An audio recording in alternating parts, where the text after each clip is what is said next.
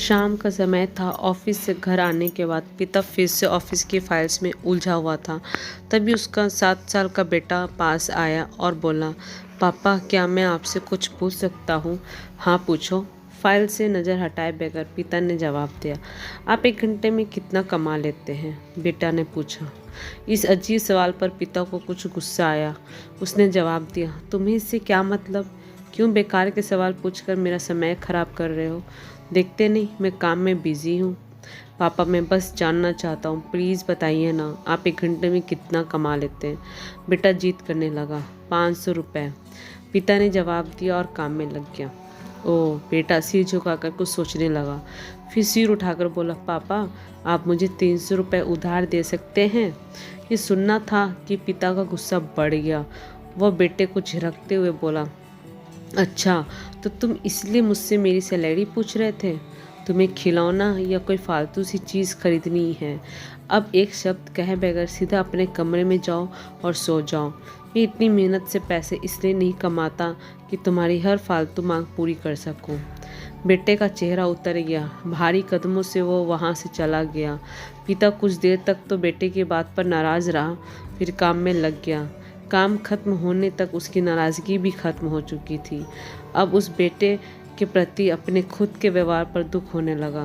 वो सोचने लगा कि हो सकता है बेटे को सच में किसी ज़रूरी चीज़ के लिए 300 रुपये की ज़रूरत हो। वो वैसे भी हर समय पैसे नहीं मांगता। वो बेटे के कमरे में गया, देखा बेटा बिस्तर पर लेटा हुआ था। उसने पूछा, सो गए क्या? बेटा तुरंत उठकर बैठ गया और बोला, नहीं पापा मैं जगा हुआ हूँ। बेटा मैं काम की वजह से परेशान था और मेरा काम का गुस्सा तुम पर निकल गया। मुझे तुम पर गुस्सा नहीं करना चाहिए था। ये लो 300 रुपये जो उस समय तुम मुझसे मांग रहे थे। पिता बेटे के पास बैठते हुए बोला, थैंक यू पापा। बेटा चहक उठा। 300 रुपये तक एक तरफ रख कर उसने अपने तकिए के नीचे दबे कुछ नोट निकाले और उन्हें गिनने लगा। ये देख पिता को फिर से गुस्सा आने लगा। वो गुस्से से बोला, जब तुम्हारे पास पहले से ही पैसे थे तो तुम और पैसे क्यों मांग रहे थे? क्योंकि मेरे पास पूरे पैसे नहीं थे पापा, अब हैं। बेटे ने मासूमियत से जवाब दिया, पापा ये लीजिए 500 रुपये। क्या इससे मैं आपका 1 घंटा खरीद सकता हूँ? प्लीज़ कल आप घर जल्दी आ जाना, मैं आपके साथ डिनर करना चाहता हूँ। बेटे की बात सुनकर पिता अवाक रह गया। सीख, हम पैसे कमाने की जद्दोजहद में इतने ज़्यादा व्यस्त हो जाते हैं कि हमारा परिवार पीछे छूट जाता है। हमारे पास अपने परिवार और प्रियजनों के साथ बिताने के लिए समय ही नहीं होता। समय धीरे धीरे हमारे हाथ से फिसलता चला जा रहा है और बीता समय कभी वापस नहीं आएगा।